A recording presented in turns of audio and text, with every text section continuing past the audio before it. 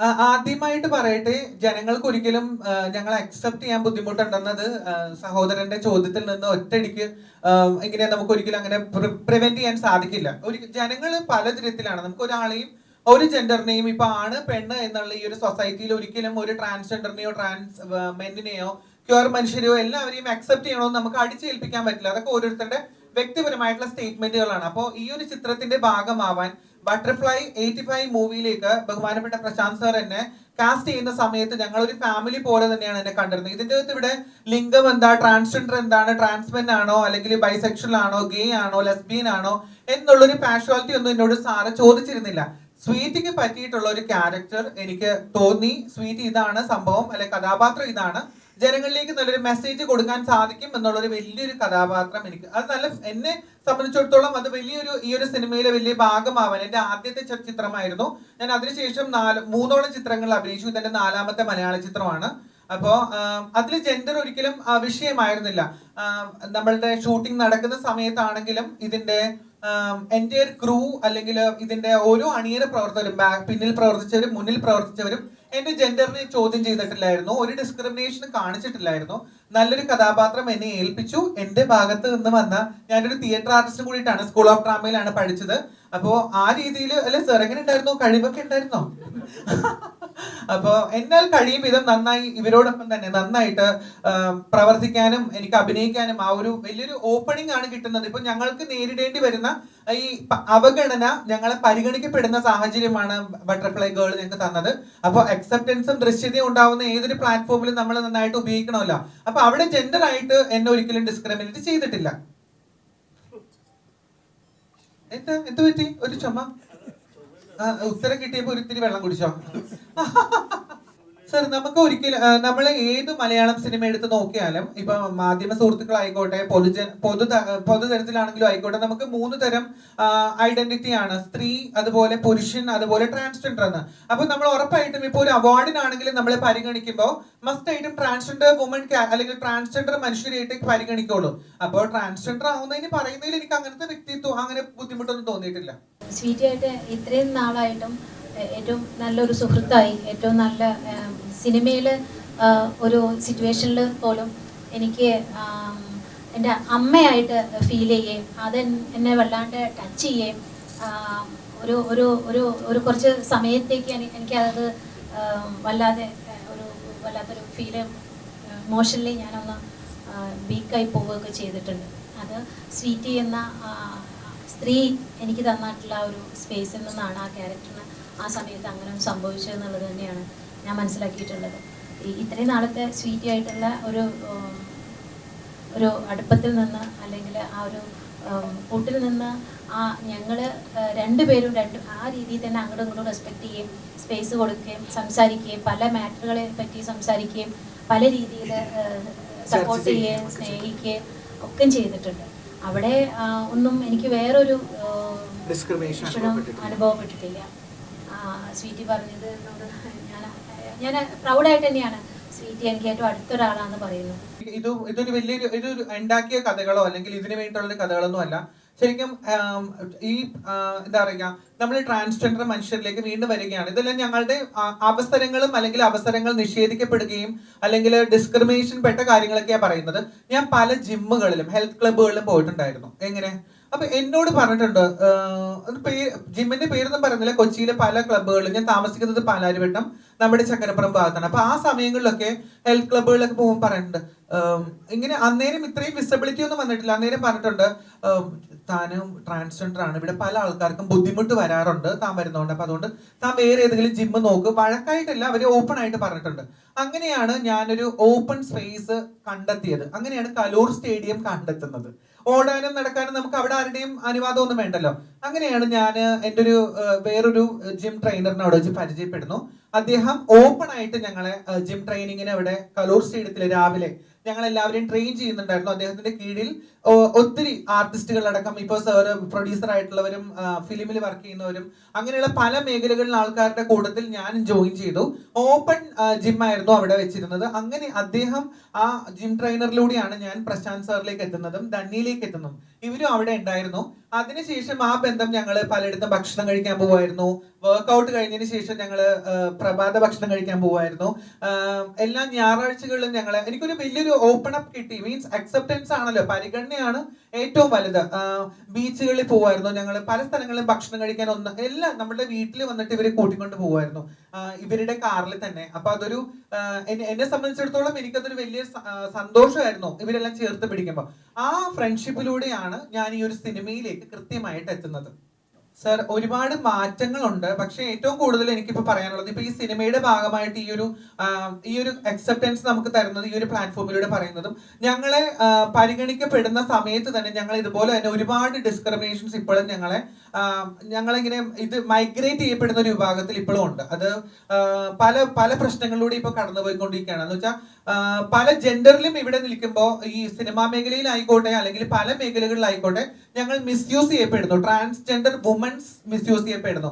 വരുന്ന ഇപ്പോ സിസ്ജെൻഡേഴ്സ് ആയിട്ടുള്ള ആൾക്കാർ ചെയ്യുന്ന ഡിസ്ക്രിമിനേഷൻസും പ്രശ്നങ്ങളും എല്ലാം ഞങ്ങളുടെ തലയിലേക്ക് വരുന്നുണ്ട്. അത് പല മേഖലകളിലെയും അവസരങ്ങൾ വെട്ടിക്കുറയ്ക്കാനും ഞങ്ങളെ എന്നും ആൾക്കാരിൽ നിന്ന് ഭീതി ഉളവാക്കുന്ന രീതിയിലുള്ള പ്രശ്നങ്ങൾ സൃഷ്ടിക്കാനും ഒരുപാട്. ഇപ്പോ ധന്യ പറഞ്ഞു, പ്രശാന്ത് സാറ് പറഞ്ഞു, ഇപ്പൊ അൻവർ പറഞ്ഞു, മോളായിക്കോട്ടെ. മോളോട് ചോദിക്കുക, സ്വീറ്റ് ആര്യന് ഇഷ്ടമാണോ? എത്ര ഇഷ്ടമാണ്? എത്ര ഇഷ്ടമാണെന്ന് കണ്ടില്ലേ? ഒരു കുഞ്ഞിനോടും നമ്മൾ പെരുമാറുന്ന പോലെ ഇന്നത്തെ ഏറ്റവും വലിയ കാര്യം എടുത്ത് പറയേണ്ടത്, ഒരുപാട് സിസ്റ്റൻഡർ മനുഷ്യർ ആണും പെണ്ണും ചെയ്യുന്നതിന്റെ തെറ്റിൽ ഒരു 1/4% പോലും ട്രാൻസ്ജെൻഡർ മനുഷ്യർ ഇവിടെ ചെയ്യുന്നില്ല. പക്ഷെ എല്ലാത്തിന്റെയും വിഴുപ്പും ഭാരവും എല്ലാം അനുഭവിക്കുന്നതും ചോരുന്നതും തകർക്കുന്നതും എല്ലാം ഞങ്ങളുടെ തലയിലാണ്. ഇപ്പൊ കഴിഞ്ഞ ദിവസത്തെ ഹണി ട്രാപ്പിലെ പെണ്ണിനെ പോലും ആ പ്രശ്നങ്ങൾ പോലും ഞങ്ങളുടെ തലയിലായിരിക്കുന്നത്. നിങ്ങൾക്ക് എല്ലാവർക്കും അറിയാം അത്. സാർ, അത് എത്രത്തോളം ക്ലിയർ ആണെന്ന് എനിക്ക് അറിയത്തില്ല. സാർ, ഇന്ന് ഞാൻ ഡിഫോമേഷൻ കേസിന് കംപ്ലൈന്റ് ചെയ്യാൻ വേണ്ടിയിട്ട് ഞാൻ സൈബർ സെല്ലിലേക്കും നമ്മുടെ ഒരു അഡ്വക്കേറ്റിനെയും കോൺടാക്ട് ചെയ്തതിന്റെ ഡീറ്റെയിൽസ് ഞാൻ കാണിച്ചു തരാം. ബിക്കോസ് ഞങ്ങൾ എല്ലാവരും ആക്രമിക്കപ്പെടുന്നത് ഇതുപോലത്തെ പൊതുവിടങ്ങളിലാണ്. ഇങ്ങനത്തെ ഒരു സിനിമയിലേക്ക് സാറ് കാസ്റ്റ് ചെയ്യപ്പെടുമ്പോഴും അല്ലെങ്കിൽ ഇത്തരത്തിലുള്ള ഒരു ട്രൂപ്പിന്റെ ഇടയിലേക്കോ ഗ്രൂപ്പിന്റെ ഇടയിലേക്കോ പോകുമ്പോൾ അവരൊന്ന് രണ്ടിലൊന്ന് ആലോചിക്കും, ഇത്തരക്കാർ ഇവരിങ്ങനെ പ്രശ്നക്കാരാണോ. ഞാൻ പറഞ്ഞു വരുന്നത്, ഇപ്പൊ ബട്ടർഫ്ലൈ ഗേളിനെ പറ്റി സംസാരിക്കുമ്പോൾ പോലും ഞാൻ പറയുന്നത്, ഇത്തരത്തിലുള്ള ഒരു അവസരം ഞങ്ങൾക്ക് സ്വതന്ത്രമായി തരുമ്പോൾ അവരൊന്ന് രണ്ടിലൊന്ന് ആലോചിക്കും, ഈ ട്രൂപ്പ് ഇങ്ങനെയാണോ, ഇവരെ വെച്ച് ഇങ്ങനെ ഉണ്ടാക്കി വെച്ചിരിക്കുന്ന സമൂഹം ഇങ്ങനെയാണ്. അങ്ങനത്തെ ട്രോമ ഞങ്ങൾക്ക് ഇപ്പോഴും, ആ ഒരു ഡീഫോമേഷൻ ഞങ്ങളെ തേജോവധം ചെയ്തുകൊണ്ടിരിക്കുകയാണ് ഇപ്പോഴും സമൂഹം. അല്ലെങ്കിൽ സ്ത്രീകൾക്ക് കിട്ടുന്ന പരിഗണന ട്രാൻസ്വുമൻസിന് കിട്ടുന്നുണ്ടോ, അല്ലെങ്കിൽ ഓരോ പുരുഷന്മാർക്കും കിട്ടുന്നുണ്ടോ എന്ന് പുനഃപരിശോധിക്കേണ്ട കാര്യമാണത്. ഇപ്പൊ ഈ പറഞ്ഞ പോലെ കമ്മീഷൻസ് വന്നതുകൊണ്ടോ അല്ലെങ്കിൽ ഈ പറഞ്ഞ കാര്യങ്ങളൊന്നും ശാശ്വതമല്ല. ഞാൻ പറഞ്ഞ ഡീഫോമേഷൻ ഞങ്ങൾക്ക് ഇപ്പോഴും നേരിടുന്നു. സ്ത്രീയും പുരുഷനും കഴിഞ്ഞതിന് ശേഷം മാത്രമാണ് നിയമപാലകര് ഞങ്ങളുടെ കേസിൽ ഒരു ഒത്തുതീർപ്പ് ഉണ്ടാക്കുന്നുള്ളൂ. ആ ഒരു കാര്യമാണ് ഞാനിവിടെ പറഞ്ഞത്. അത് സാറിന് വ്യക്തമാണെന്ന് മനസ്സിലാക്കുന്നു. നമുക്ക് നമ്മുടെ ആയിട്ടുള്ള എല്ലാ തരത്തിലുള്ള, നമുക്ക് നിയമപരമായിട്ട് ഇപ്പൊ ഏതൊരു വ്യക്തിയാണെങ്കിലും ഇപ്പൊ നമുക്കിപ്പോ സാറ് പലതവണയും പല അവാർഡുകളും ഇതിന് 45-46 അവാർഡുകൾ കിട്ടിയിട്ടുണ്ട് നമുക്ക്. അപ്പൊ ഈ സിനിമയിൽ ഞാൻ അഭിനയിക്കുന്ന സമയത്ത് തന്നെ സാറിന്റെ ID കാർഡും കാര്യങ്ങളൊക്കെ പരിശോധിച്ചിട്ടുണ്ട്. ബിക്കോസ് ലക്കിയാണ്, എന്തെങ്കിലും കാരണം വെച്ച് ഞങ്ങൾക്ക് അവാർഡുകൾ കൊടുക്കണമെന്നുണ്ടെങ്കിൽ നമുക്ക് എല്ലാ ആൾക്കാർക്കും, സ്ത്രീയും പുരുഷനാണെങ്കിലും നമുക്ക് എല്ലാവർക്കും രേഖകളുണ്ട്. അപ്പോ സർജറി ചെയ്യണമെന്നൊന്നുമില്ല. ട്രാൻസ് വുമൺ ആവണമെങ്കിലും ട്രാൻസ്മെൻ ആവണമെങ്കിലും ഇത്തരത്തിലുള്ള രേഖകൾ നമ്മൾ സർക്കാരിന്റെ കയ്യിൽ നിന്നിട്ടാണ് സ്വീകരിക്കുന്നത്. ഇപ്പൊ സാറ് പറഞ്ഞ ക്രോസ് ഡ്രസ്സർ എന്ന് പറയുന്ന ഒരു സങ്കല്പം ഒരു ഗവൺമെന്റും നമ്മുടെ 2015 നമ്മുടെ ട്രാൻസ്ജെൻഡർ ബിൽ പോളിസി പാസ്സാവുന്നത് ഇന്ത്യയിൽ. അതിന് ഇംപ്ലിമെന്റ് ചെയ്ത് 2018-17 കാലഘട്ടത്തിലാണ് UDF ഇടതുപക്ഷ സർക്കാർ നമ്മുടെ കേരളത്തിൽ ഇത്തരത്തിലുള്ള ഒരു വിസബിലിറ്റി ഞങ്ങൾക്ക് ഉണ്ടാക്കി തന്നിട്ടുള്ളത്. അപ്പൊ അന്ന് മുതൽ ഇന്ന് വരെ നമ്മുടെ ഏത് ജില്ലയിലാണോ ബഹുമാനപ്പെട്ട കേരള സോഷ്യൽ ജസ്റ്റിസ് ഡിപ്പാർട്ട്മെന്റ് കീഴിൽ നമ്മളുടെ എല്ലാ തരത്തിലുള്ള രേഖകളും ഹാജരാക്കി വേണ്ടപ്പെട്ട അധികാരികൾ മൂലം ആ റിലേറ്റഡ് ആയിട്ടുള്ള ഏരിയയിലെ നമ്മുടെ ജില്ലാ കളക്ടർ ഒപ്പുവെച്ചതിനുള്ള രേഖകൾ കിട്ടി നമുക്ക് ട്രാൻസ്ജെൻഡർ ID കാർഡ്. അതിപ്പോ സെൻട്രൽ ഗവൺമെന്റ് കീഴിലാണ്. എങ്കിൽ മാത്രമേ ഓരോരുത്തരുടെ ID കാർഡ് ഒപ്പിട്ട് എങ്കിൽ മാത്രമേ ഒരു ട്രാൻസ്ജെൻഡറോ ട്രാൻസ്മെനോ ആവുന്നുള്ളൂ. ക്രോസ് ഡ്രസ്സർ എന്ന് പറയുന്നത് അത് സ്വന്തമായിട്ടുള്ള സങ്കല്പമാണ്. നിങ്ങൾ അത്തരത്തിലുള്ള ഏതെങ്കിലും മനുഷ്യരെ നിങ്ങൾ പറ്റിക്കപ്പെടുകയാണോ? അവർ പറയുന്നുണ്ട്, പല ആൾക്കാരും പുരുഷനായിട്ടുള്ള ആൾക്കാർ വേഷം കെട്ടിയിട്ട് ഇത്തരത്തിലുള്ള കാര്യങ്ങളിലൂടെ കടന്നുപോയിക്കൊണ്ടിരിക്കുന്നുണ്ട്. അവർ പറയും സർജറിയിലൂടെ കടന്നു പോകുന്ന, ട്രീറ്റ്മെന്റിലൂടെ പോകുന്ന സമയമാണ്, ലേസർ ചെയ്തുകൊണ്ടിരിക്കുകയാണ്. എങ്കിൽ നിങ്ങളൊക്കെ കബളിപ്പിക്കപ്പെടുന്നതാണ്. ഇത്തരത്തിൽ ആരെങ്കിലും ക്രോസ് ഡ്രസ്സേഴ്സിലൂടെ പെൺപേരുകളിലൊക്കെ കോൺടാക്ട് ചെയ്യുകയോ ചാറ്റ് ചെയ്യുകയോ ചെയ്തിരുന്ന ബി അലേർട്ട്. ആദ്യ സമയങ്ങളിൽ ഇത് എന്താണ് എന്ന് റിവീൽ ചെയ്യാൻ ഭയങ്കര നമുക്ക് ഫേസ് ചെയ്യുമ്പോൾ ചില കമന്റുകൾ, ഇത്തരത്തിലുള്ള നെഗറ്റീവ് കമന്റുകളൊക്കെ വരുമ്പോൾ, ഇപ്പൊ ഈ ഒരു സിനിമ ബട്ടർഫ്ലൈ ഗേൾ 85 എന്ന് പറഞ്ഞ സിനിമ പറയുന്നതും നെഗറ്റീവ് കമന്റ്സ് വരുമ്പോഴത്തേക്കും അതിൻ്റെ അകത്ത് നമുക്ക് കുറെ കാണിക്കുന്നുണ്ട്. അതിൻ്റെ അകത്തുള്ള വിഷ്വൽസ് നിങ്ങൾക്ക് മനസ്സിലാവും. പക്ഷെ നെഗറ്റീവ് കമന്റിനോട് ഞാൻ ആദ്യമൊക്കെ പ്രതികരിച്ചിരുന്നു. ഡിഫോമേഷൻ കേസും സൈബർ സെല്ലിൽ കംപ്ലൈന്റ് കൊടുക്കാനൊക്കെ പോയിരുന്നു.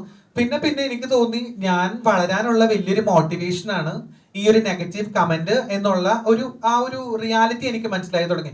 ഇപ്പൊ അത് നോക്കാറില്ല. ഒരുപാട് പേര് വിളിക്കാറുണ്ട്, ആണ് പെണ്ണും കെട്ട എന്ന് വിളിക്കാറുണ്ട്, ശിഖണ്ഡി എന്ന് വിളിക്കാറുണ്ട്, നീ 9 എന്ന് വിളിക്കാറുണ്ട്, പാലാരിവട്ടം പാലത്ത് പോകാറില്ല എന്ന് വിളിക്കാറുണ്ട്. പക്ഷെ ഇതൊന്നും എനിക്ക് തോന്നുന്നില്ല എന്നെ ബാധിക്കുന്ന കാര്യമാണെന്ന് വെച്ചാൽ പിന്നെ മാറ്റിയെടുക്കാൻ സാധിക്കും നമുക്ക്. നമ്മുടെ രൂപത്തിലും നമ്മുടെ പെരുമാറ്റത്തിലും നമ്മുടെ ഒഫീഷ്യൽ ആയിട്ടുള്ള നമ്മുടെ ജീവിത മാറ്റത്തിലും ഒക്കെ. അപ്പോൾ ആദ്യ കാലഘട്ടത്തിൽ ഇത്തരത്തിലുള്ള ഡിസ്ക്രിമിനേഷൻസും ഇങ്ങനെയുള്ള ബാഡ് നെഗറ്റീവും കമന്റുകളൊക്കെ വന്നിരുന്നു. എനിക്കിപ്പോ അങ്ങനത്തെ കാര്യങ്ങളൊന്നും തന്നെ വരാറില്ല. സോഷ്യൽ മീഡിയ റെഗുലർ ആയിട്ട് എല്ലാ ദിവസവും ഡേ ടു ഡേ ലൈഫിൽ ആക്റ്റീവായിട്ട് ഉപയോഗിക്കുന്ന ഒരു വ്യക്തിയാണ്. ഇപ്പോ ഒരുപാട് മാറ്റങ്ങൾ നമുക്ക് മാറാൻ തുടങ്ങിയതോടുകൂടി നമുക്ക് നെഗറ്റീവ് കമന്റ് മാറി തുടങ്ങി. ഇപ്പൊ അതുകൊണ്ട് ജീവിതത്തിന്റെ ഭാഗമായിരിക്കാം. ചിലരുടെ ഫ്രസ്ട്രേഷൻ ഒരു സോൺ ആണല്ലോ ഈ നെഗറ്റീവ് കമന്റ് ഇടുക എന്നുള്ളത്. അപ്പൊ അതുകൊണ്ട് ആദ്യം അതിനെ ടെൻഷൻ അടിച്ച് കണ്ടിരുന്നു. പിന്നെ അത് പോകെ പതുക്കെ അത് മൈൻഡ് ചെയ്യാതെ അത് ആ വഴിക്ക് മാറി. റിയൽ ലൈഫിൽ എനിക്ക് ആദ്യമായിട്ട് എന്റെ സർജറി ചെയ്ത സമയത്ത്, ഞാൻ പ്രിപ്പറേഷൻ ചെയ്യുന്ന സമയത്ത് എനിക്കൊരു ഭയങ്കര ടെൻഷൻ ഉണ്ടായിരുന്നു. ആ സമയത്ത് പ്രിപ്പറേഷൻ എടുക്കുന്നതിന്റെ സർജറിയുടെ തലേ ദിവസം എനിക്ക് ഭയങ്കരമായിട്ടും ഞാൻ എൻജോയ് ചെയ്തിരുന്നു. പിന്നെ സർജറി കഴിഞ്ഞ് ടേബിളിൽ കിടക്കുന്ന സമയത്തും എനിക്ക് സന്തോഷം തോന്നിയിരുന്നു. എൻ്റെ ലൈഫ് എനിക്ക് കുറെ കാര്യങ്ങൾ ചെയ്യാൻ സാധിക്കും, അല്ലെങ്കിൽ ഇനി ആരും എന്നെ മോശപ്പെടുത്തുന്ന രീതിയിൽ ആരും കളിയാക്കത്തില്ല, അല്ലെങ്കിൽ എനിക്കും ഒരു സ്ത്രീ പ്രസവിക്കാൻ സാധിക്കില്ലെങ്കിൽ പോലും എന്നിലുള്ള ഒരു മാതൃത്വം പുറത്ത് കാണിക്കാനും എക്സ്പ്രസ് ചെയ്യാനും സന്തോഷത്തോടെ മുന്നോട്ട് കൊണ്ടുപോകാനും സാധിക്കും എന്നുള്ളൊരു കോൺഫിഡൻസ് വന്നു. ആ നിമിഷം എൻ്റെ ജീവിതത്തിൽ ഞാൻ വളരെയധികം കുറിച്ചിട്ടൊരു നിമിഷമാണ്. അതിലൂടെ എനിക്ക് ഒരുപാട് ആത്മവിശ്വാസവും ആ ഒരു ജീവിക്കാനുള്ള തുടക്കവും ഒക്കെ തോന്നിയിരുന്നു. അത് വലിയൊരു എൻജോയബിൾ മൊമെന്റ് ആയിരുന്നു ലൈഫിൽ. മാതൃത്വം എനിക്ക് പലപ്പോഴും അങ്ങനെ പ്രസവിക്കണമെന്ന് തോന്നിയിട്ടുണ്ട് നിലവിൽ. അത് നമുക്ക് സാധിക്കില്ലെങ്കിൽ പോലും ഉള്ളിൽ നിന്ന് ഏത് ആഗ്രഹത്തിനും നമുക്ക് സ്വപ്നങ്ങളിലാണെങ്കിലും നമുക്ക് നേടാൻ സാധിക്കും. അപ്പോൾ ഈ സിനിമയിൽ അങ്ങനെ ഒരു ഫീൽ എനിക്ക് വന്നിട്ടുണ്ട്. ശരിക്കും മാതൃത്വം, എൻ്റെ ഒരു മകളായിട്ട് എനിക്ക് ധന്യമോളെ കാണാൻ സാധിച്ചിട്ടുണ്ട്. ഞങ്ങൾ അങ്ങനെ തന്നെയാണ്, അമ്മയും മോളും പോലൊക്കെ തന്നെയാണ്. അപ്പോൾ ആ ഒരു ഫീൽ എനിക്ക് കൊണ്ടുവരാൻ സാധിച്ചിട്ടുണ്ട് ബട്ടർഫ്ലൈ ഗേളിൽ. പിന്നെ എൻ്റെ കഴിവുകൾ പ്രകടിപ്പിക്കാൻ സാധിച്ചിട്ടുണ്ട് ഈ ഒരു സിനിമയിൽ. പിന്നെ എൻ്റെ ക്രൂവിനോടൊപ്പം ഞാൻ പറഞ്ഞല്ലോ, ഫാമിലി പോലെയായിരുന്നു ഞങ്ങളുടെ ഷൂട്ടിങ്ങും ഇതൊക്കെ. ഒരു അൺനോൺ ആയിട്ടുള്ള അല്ലെങ്കിൽ പ്രത്യേകമായി വരുന്ന ഒരു നോട്ടവും ഇതൊന്നും എനിക്ക് ഉണ്ടായിട്ടില്ല, തുറിച്ചു നോട്ടവും ഒന്നും ഉണ്ടായിട്ടില്ല. ഫാമിലി ആയിട്ടുള്ള ഒരു ജോളി മൈൻഡിലായിരുന്നു ഈ ലൊക്കേഷനും ഷൂട്ടും ഇതിന്റെ ആൾക്കാരെല്ലാം പോയിക്കൊണ്ടിരുന്നത്. അപ്പൊ അതിനുവേണ്ട എനർജി ഞാൻ അവിടെ കൊടുത്തിട്ടുണ്ട്. മാഡം, ഞാൻ ആദ്യം പറയാം, സോഷ്യൽ മീഡിയയിൽ അധികം അറ്റാക്ക് എനിക്ക് വരാറില്ല. സത്യമായിട്ടും ഒരുപാട് ആദ്യ സമയങ്ങളിൽ ജെൻഡറിനെ കുറിച്ച് അറിയാത്ത ആൾക്കാർക്ക് ബുദ്ധിമുട്ടുകൾ ഉണ്ടായിരുന്നു ആദ്യ സമയങ്ങളിൽ. പക്ഷെ അത് പോകെ മാറ്റിയെടുത്തു. ഇപ്പോഴല്ല, ഒരു 2020-19 കാലഘട്ടത്തിലൊക്കെ ഞാൻ എന്നാണോ ജീവൻ ടിവിയിൽ ന്യൂസ് റീഡിംഗ് സ്റ്റാർട്ട് ചെയ്തത് അന്ന് മുതൽ എനിക്ക് മാറ്റങ്ങൾ കൊണ്ടുവരാൻ സാധിച്ചു. എന്റെ ഡേ ടു ഡേ ലൈഫിൽ ഞാൻ ഓരോ വ്ളോഗും അപ്ഡേഷൻസും വരുത്താൻ തുടങ്ങിയതിന് ശേഷം സ്ത്രീകളിലേക്കും പുരുഷന്മാരിലേക്കും ജനങ്ങളിലേക്കും ഇറങ്ങി തിന്നതിന് ശേഷം എന്നെ എന്താണെന്ന് കുറെ ആൾക്കാർ തിരിച്ചറിഞ്ഞു. എന്റെ ഫാമിലി ബാക്ക്ഗ്രൗണ്ട്, എന്റെ ഒഫീഷ്യൽ പർപ്പസ്, അതെല്ലാം ആൾക്കാർ ജനങ്ങളെ തിരിച്ചറിയാൻ തുടങ്ങിയപ്പോൾ പോകെ ലൈഫ് എനിക്ക് ചേഞ്ച് ചെയ്യാൻ തുടങ്ങി. അപ്പൊ സോഷ്യൽ മീഡിയ അറ്റാക്ക് വളരെ കുറഞ്ഞിരുന്നു. പക്ഷേ ഈ സിനിമയിൽ എടുത്തു പറയേണ്ട ഒരു കാര്യം എന്ന് വെച്ച് കഴിഞ്ഞാൽ, നമുക്ക് ഒരു പ്രതീക്ഷ, ആ പ്രതീക്ഷയിലൂടെയാണ് ആ ഒരു ക്യാരക്ടർ, ഞാൻ കഥയൊന്നും പറയില്ല, ആ ഒരു പ്രതീക്ഷയിലൂടെയാണ് കടന്നു പോകുന്നത്. എന്ന് വെച്ചാൽ ഫാമിലി ആയിട്ട് കംപ്ലീറ്റ്ലി നന്നായിട്ട് ഒരു ഹോപ്പ്, നല്ല രീതിയിൽ പ്രതീക്ഷിക്കുന്ന രീതിയിൽ ക്യാരക്ടർ കൊണ്ടുപോകുന്ന ഒരു നല്ലൊരു സക്സസ് വുമണിന്റെ കഥയാണ് ഈ ഒരു സിനിമ പറയുന്നത്. അപ്പോൾ വുമൺ റിലേറ്റഡ് ആണെങ്കിലും ഫാമിലി എന്റർടൈനർ ആണ്. നമുക്ക് നന്നായി ഫാമിലിയോടൊപ്പം പോയിരുന്ന് കണ്ട് നല്ല രീതിയിൽ ഒരു വലിയൊരു മെസ്സേജ് ആസ്വദിക്കാൻ പറ്റിയൊരു സിനിമയാണ് ബട്ടർഫ്ലൈ ഗേൾ 85.